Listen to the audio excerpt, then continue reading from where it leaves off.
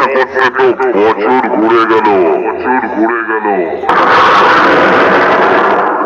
এবার ভালো করে সেটিং করে এসেছিস তো?